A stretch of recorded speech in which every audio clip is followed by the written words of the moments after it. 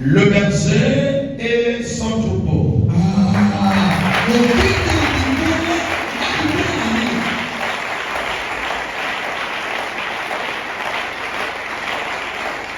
Le berger et son troupeau est la pensée de ce matin.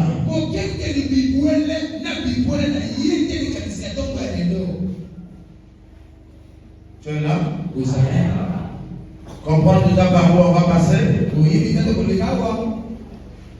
Le berger et son troupeau. C'est bon?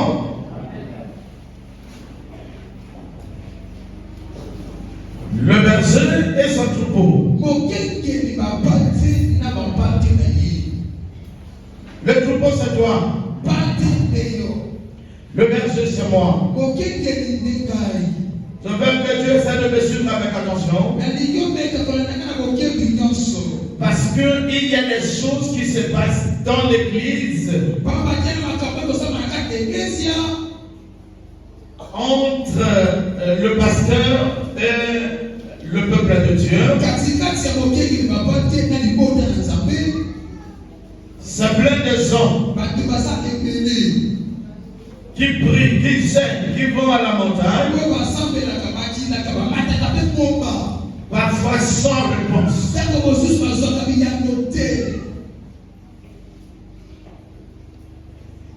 Et on va essayer de suivre ce que l'Esprit va dire à l'église.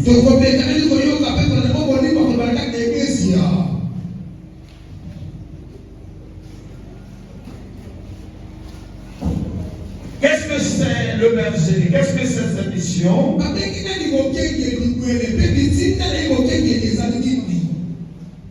Tu es le troupeau. C'est quoi ma responsabilité? Le berger, c'est lui qui fait attention à une bergerie.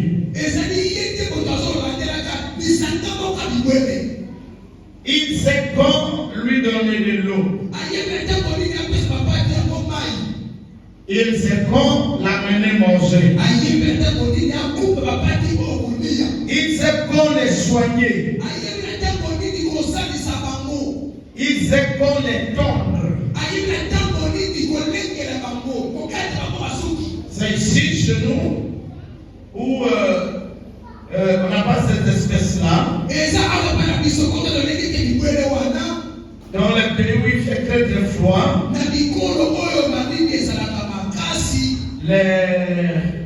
les moutons sont beaucoup velus. Donc il y a des périodes où on va les laisser couper. Il n'y a que le berger qui sait quoi le faire. Alléluia. Non. Alléluia. Je parle là de toi. Ne va pas dans le mouton là-bas, c'est toi. Le berger quitte. Le berger conduit. Le berger oriente. Le berger sécurise. Le berger veille. Le berger risque sa vie pour eux. Le berger rencontre à l'Éternel. Qui est là? Le berger, c'est pas seulement quand il rentre dans la clame. Non. Le berger, c'est pas seulement allons, tu n'as pas envoyé la dîme. Non. Je veux que tu me suives attention. Je veux que tu comprennes ce que c'est le pasteur, ton pasteur.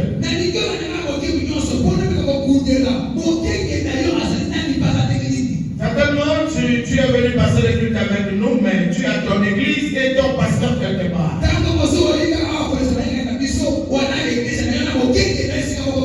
Peut-être que tu quittes une église pour cette église.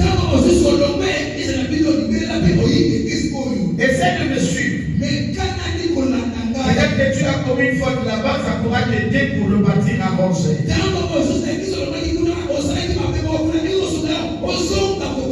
Parce qu'on doit faire attention à celui qui prend le risque pour toi.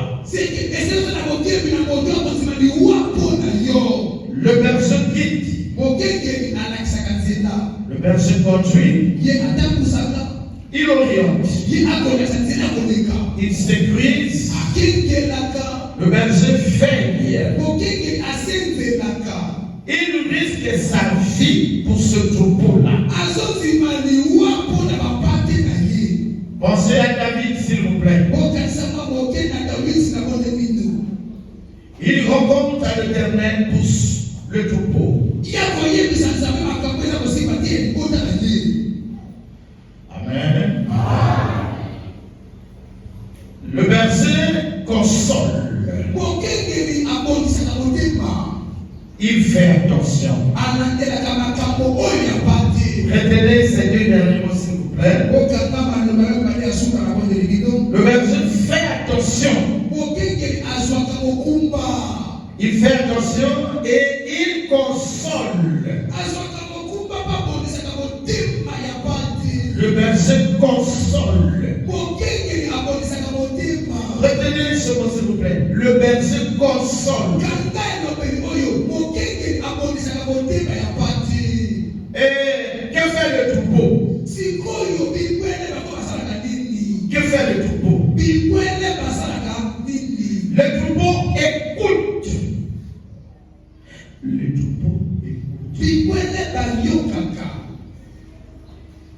Le troupeau écoute. Le troupeau écoute. Le troupeau obéit. C'est tout. Ici. Vous savez, les bergers, normalement, ils travaillent avec les sifflets et des cris dont ils ont initié le troupeau.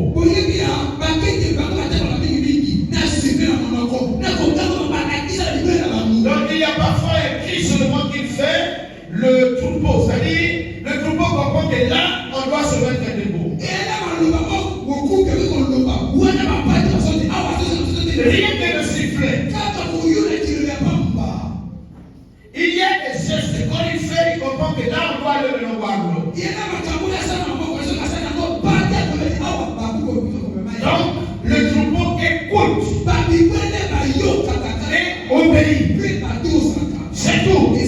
Il ne pose pas des questions pour poser. Généralement,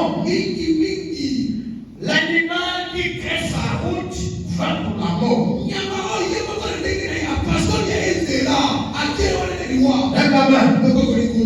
Amen.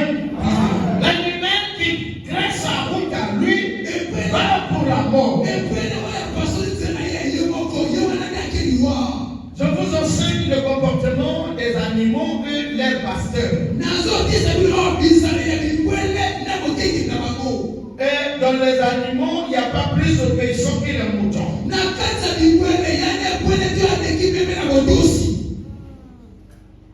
Tu es là vraiment?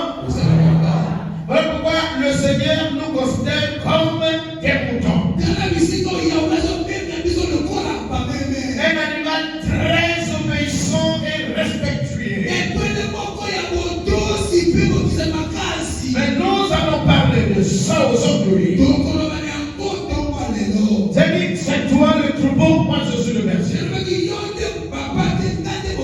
Je vais expliquer le rôle de chacun entre toi et moi. Alors, est-ce que tu es là vraiment? On peut aller? La parole de Dieu dans les livres de Joël 2. Joël 2, 32.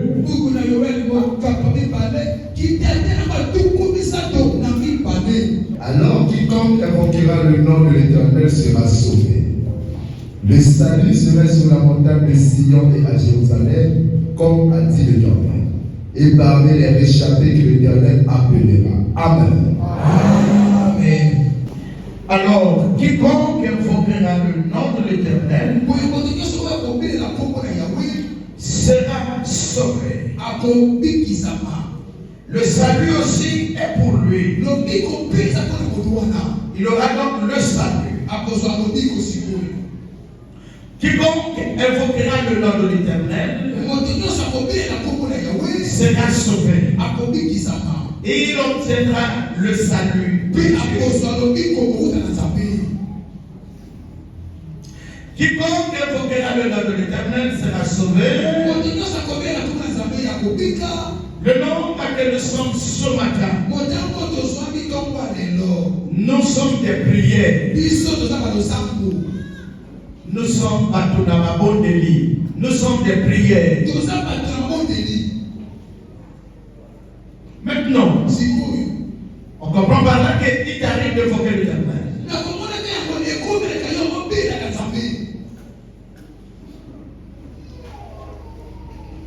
Quiconque invoque l'Éternel sera sauvé. Mais on a l'impression que parmi ceux qui invoquent l'Éternel, on rencontre les pleurs, les déceptions, les désarrois. Il y en a qui ont pris la décision désormais de rester à la maison. Il y en a qui ont perdu le courage de servir l'Éternel. Il y en a qui ont pris la décision de détourner vers le diable. Il y en a qui ont associé désormais sa foi en Dieu et la foi en Satan. Tu es là, maman? Mais il se trouve que c'est des gens qui quittent leur maison pour aller chercher l'Éternel à l'église. C'est plein de gens qui cherchent Dieu et qui se met à dire ce Dieu m'a abandonné, Dieu m'a déçu, Dieu ne m'écoute pas.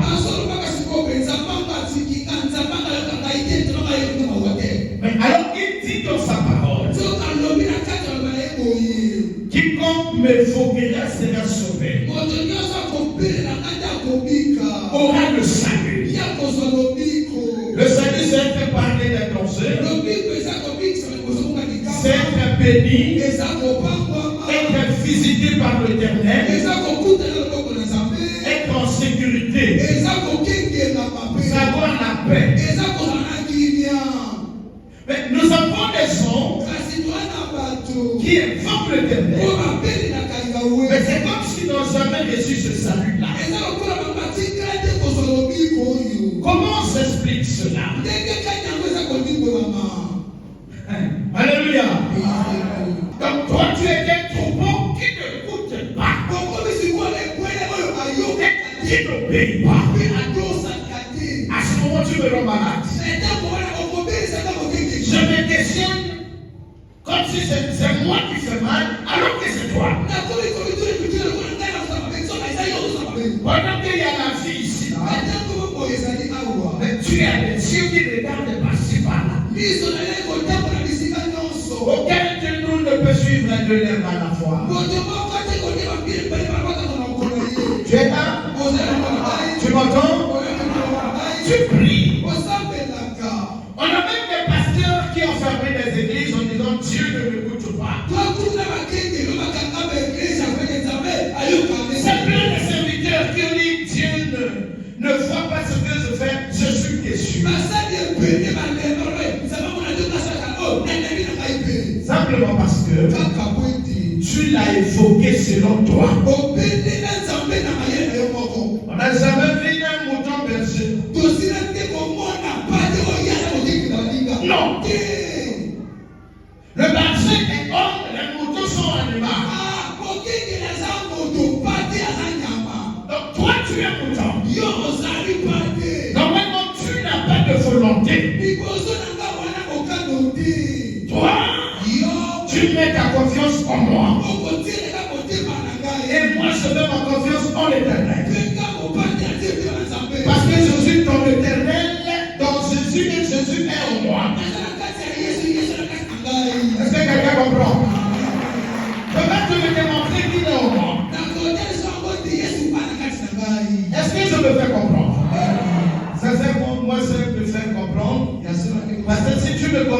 feras ce que je dis, c'est là où nous allons avancer, tu seras bien consommé.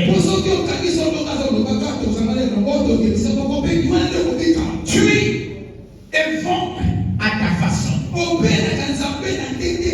Mais pas tel que le verset te demande. Je t'ai dit un animal qui prend sa direction seul. Il finira par être la proie des ours, des lions, des panthères, même des serpents. Acclamez s'il vous plaît.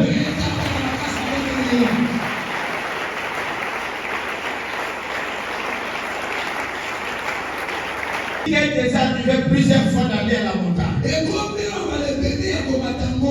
Prier sur le sujet. Tu n'avais jamais été exaucé. Tu as dormi par terre. Pour un sujet. Tu n'avais jamais été exaucé. Tu fais beaucoup de temps de prière. Tu pries beaucoup. Mais c'est comme si Dieu ne t'entend pas. Parce que tu fais une erreur. Si même aujourd'hui tu ne m'écoutes pas, ça sera même le but des dangers pour toi. Le démon n'a pas fait erreur de faire de moi ton pasteur. Et si tu ne me fais pas confiance, tu fais une grosse erreur de ta vie à toi-même. Je sais de quoi je parle. Si c'est moi ton pasteur, c'est moi qui t'impose les mains. C'est moi qui prie pour toi à l'église et à la maison. Tu as l'obligation de me faire confiance, de m'écouter et de m'obéir. Rappelle-toi, Dieu aussi t'a doté d'une intelligence. Donc tu as la capacité aussi de m'étudier. Si ma façon de te gérer n'est pas biblique, amen. Et si tu ne me fais pas confiance, tu ne m'écoutes pas, en tout cas tu cours les dangers pour toi-même.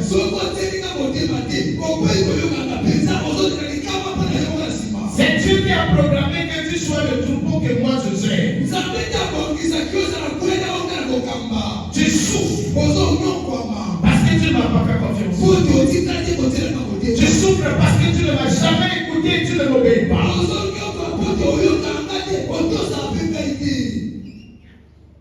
C'est un sourd.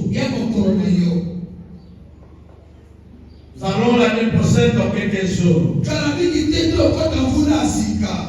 Et c'est maintenant que chacun doit faire un travail de conscience et prendre ses responsabilités. Un pasteur responsable ne peut être à l'aise quand il perd un animal. Il remarque la mort d'un animal où il ne fait pas donner l'explication au propriétaire. Ça fait mal. Amen. Amen. Je sais de quoi je parle. Amen. Faisons attention, écoutez vos versets. Quand tu repartiras dans l'église, écoute le verset. Pourquoi il y a la loi des pères et des fils? Parce que le fils doit écouter le père. Le fils doit écouter le père. Proverbe le confirme. Fils, écoute l'instruction des pères. Ici, c'est moi ton verset. Là où tu pries, c'est ton pasteur qui est ton verset. Fais-lui confiance. Écoute-lui. Lève la main si tu es avec moi. Écoute, parmi les responsabilités est percé. Nous allons les lire dans le livre de Rois 4. 2 Rois 4, les versets 38 à 41. 2 Rois 4, les versets 38 à 41, s'il vous plaît. La parole de Dieu, dans le livre de 2 Rois, chapitre 4, le verset 38 à 41, je lis au nom de Jésus. Et Élisée revint à Gilgal, et il y avait une famine dans le pays. Comme les fils des prophètes étaient assis devant lui, il dit à son serviteur, mets le grand et fais cuire un potage pour les fils des prophètes. L'un d'eux sortit dans les champs pour cueillir des herbes. Il trouva de la vigne sauvage et il y recueillit des loquettes sauvages. Il y recueillit des coloquettes sauvages. Plein son vêtement quand il rentra et il coupa en morceaux dans le pot où il était le potage, car on ne les connaissait pas. On servit à manger à ses hommes, mais dès qu'ils eurent mangé du potage, ils s'écriaient, la mort est dans le pot, homme de Dieu, et ils ne purent manger. Et Élisée dit, prenez de la farine. Il en jeta dans le pot et il dit, c'est à ces gens, et qu'ils mangent, et il n'y avait plus rien de mauvais dans le pot. Amen. Un homme de Dieu nommé Élisée avait reçu la visite des fils des prophètes. Le fils des prophètes. Un jour, parmi mes enfants, il y a quelqu'un qui m'avait posé la question, qu'est-ce qu'on appelle fils des prophètes?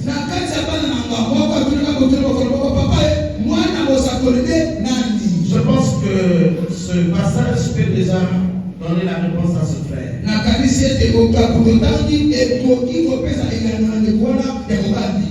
Il y a la différence entre les fils des prophètes et les serviteurs des prophètes.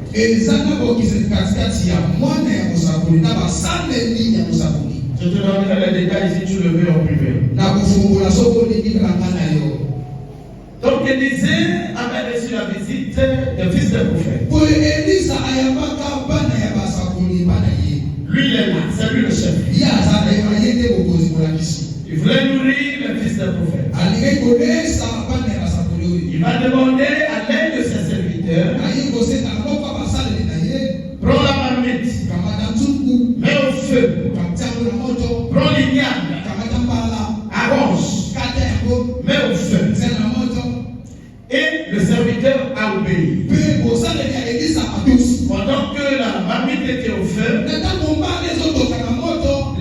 serviteurs était déjà parti dans la forêt pour chercher les légumes et même les fleurs, parce qu'il y a des fleurs qui sont mangeables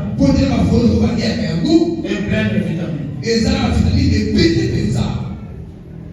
Et c'est comme ça, quand ce serviteur amène ses légumes, il va les nettoyer, arranger proprement. Il va aussi ajouter dans la marmite. Voilà,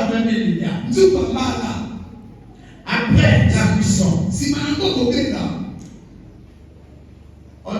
servant donc les repas au fils de prophète. Dès que le premier goût, il remarque que le plat était très amer. Très amer. Et le monsieur était à 2 pas de faire la crise. Donc on remarque qu'il y a la mort dans la marmite. Tu es là avec moi. Mais écoute, les fils des prophètes. Donc le peuple de Dieu qui était là remarque le danger dans la marmite. Chacun n'a pas pris la direction de la pharmacie ni de l'hôpital. Celui qui se lève court vers l'homme de Dieu.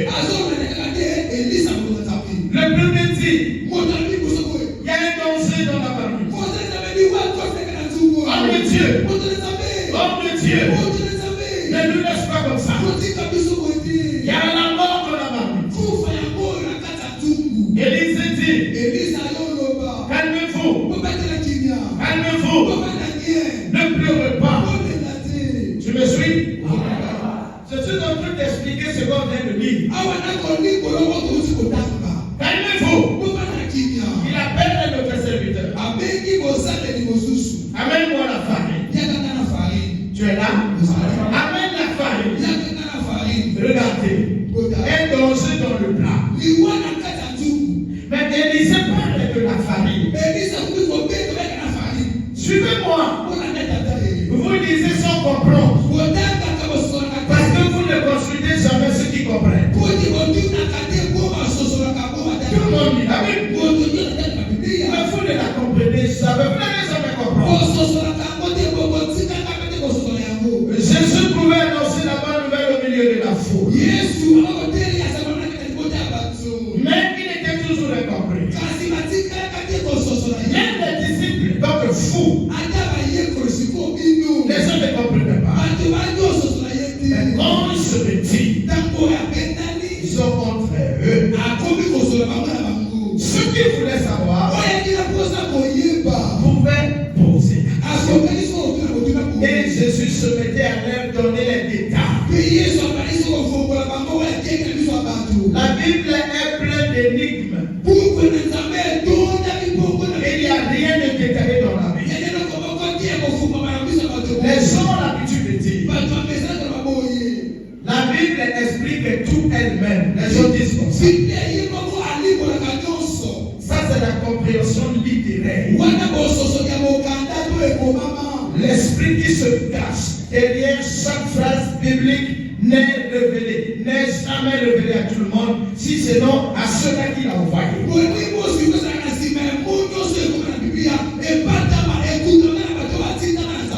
vous ai déjà enseigné sur Matthieu 7,7. Ça dit quoi? Hein? Toqué? Senga? Vous savez que Bernard n'a pas dit le Congo et le Zalou. Vous savez que Bernard? Nous avons vu pendant l'enseignement, on dit restez chez vous. La Bible est toquée, c'est pas ça. Demandez ce qu'on va, s'il te plaît. Moi, ce sont des difficultés. Pensez que Bernard.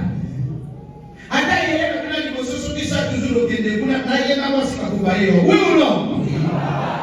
Mais vous avez dit et vous avez compris. Demande. On demande à qui? Non,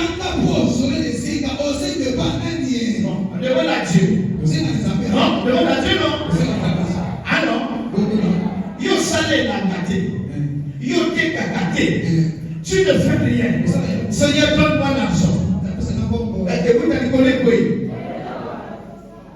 Ah, il faut ça le bon maman. Mais c'est ça, c'est quand on coupe. Il faut que tout le monde aille comme on dit des anasima. Matthieu 7,7. Pour dire qu'on a eu tu dois travailler. Il faut lire dans notre conayon. Il faut lire par contre Lucas. C'est pas devenir mendiant.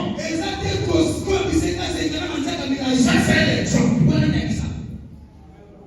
Donc, il te faut quelqu'un qui comprend ces choses-là pour te révéler. Acclame mon Dieu avant. Amen. Donc, ici, même si tu lis la Bible à cause de ton intelligence universitaire, va vers l'unicier qui n'a que le cep.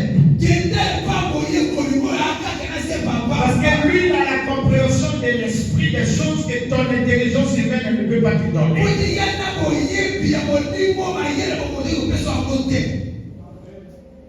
Élisée dit, amenez la farine. C'est quand même fou, non? Il y a le poisson dans le plat. Mais lui, il demande la farine. Les voies de Dieu ne sont pas les nôtres. Et on a dit, si vous lisez là-bas, on dit amenez la farine. Et après la Bible dit, servez-leur le plat. Non, quelqu'un peut dire, hein?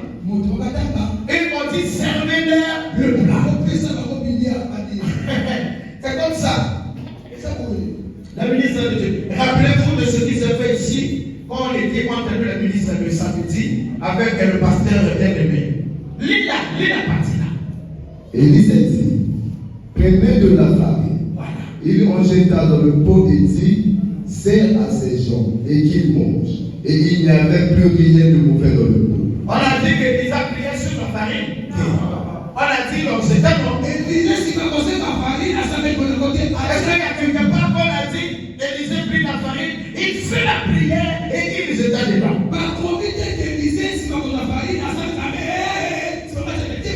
Il prend la farine et il jette dans le plat.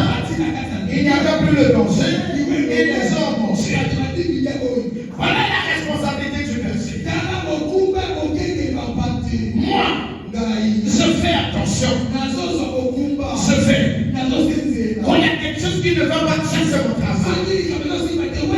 Ne prends pas la décision d'aller consulter un féticheur parce que tu dors mal, tu fais de mauvais rêves et tu es malade. Non.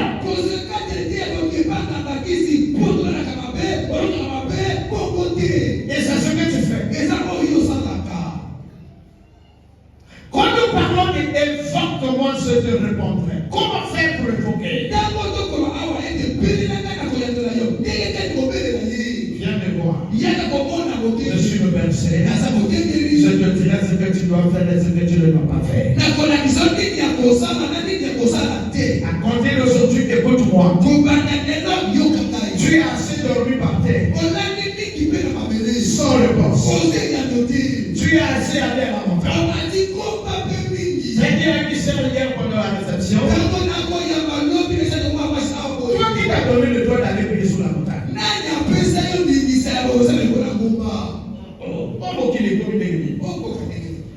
Vous mettez Dieu en doute. Dieu qui a établi les bergers pour vous. Pourquoi voulez-vous faire mon travail? Vous ne serez jamais payé parce que vous n'avez pas été engagé pour ce travail.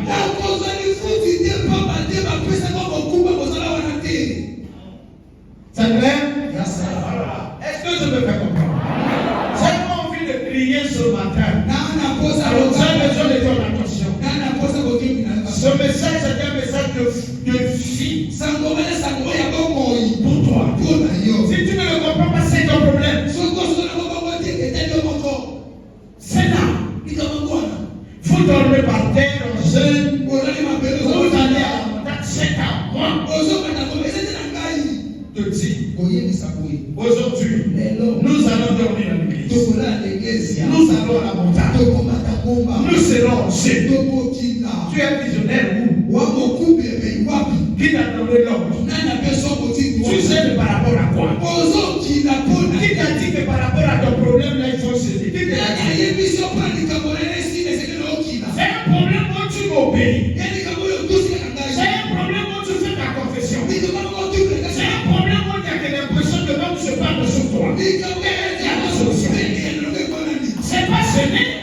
C'est pas vers la montagne. C'est pas près de céder pour ton problème. Moi je ne suis pas ce verset-là. Tu es malade? Moi je te dis, il faut prier. Je ne te demande pas de prier, tu ne connais pas les techniques de délivrance. C'est mon travail. C'est bon? C'est ma responsabilité. Si vous ne suivez pas votre rôle, c'est faux. Moi, je dois jouer pour vous. Maintenant, toi, que je sois bon sang, que je sois borné, que je sois court, avec des longues oreilles, c'est pas ton problème. Ton problème, c'est écoute ma voix, écoute l'instruction, et tu obéis, et te faire confiance. Vous avez perdu le fou de prière que vous avez au départ. Vous l'avez perdu. La volonté de venir à l'église. Avec la pensée de ce que Dieu m'entend pas. Je souffre, il ne voit pas. Quand je le sais, il ne me voit pas. Est-ce que tu le sais tel que le verset te le demande? Voilà le début de la mort de l'église. J'ai enseigné il y a 2 ans, 3 ans ici. Le thème était quoi? La maladie dans l'église, c'était quoi? Mon église malade, c'était ça. Hein? Nous avons enseigné avec, quand j'ai fait le titre pastoral, mon église est malade. Voilà parmi la maladie de l'église. Les pasteurs qui refusent les responsabilités face au tout. Tu décides de mettre Galate 6, c'est ta volonté. Tu ne veux pas Galate 6 en fonction, c'est ton problème. Ce qui me lie avec toi, c'est pas Galate 6. Quand tu vaux plus cher que Galate 6. C'est quel comprend de quoi je parle?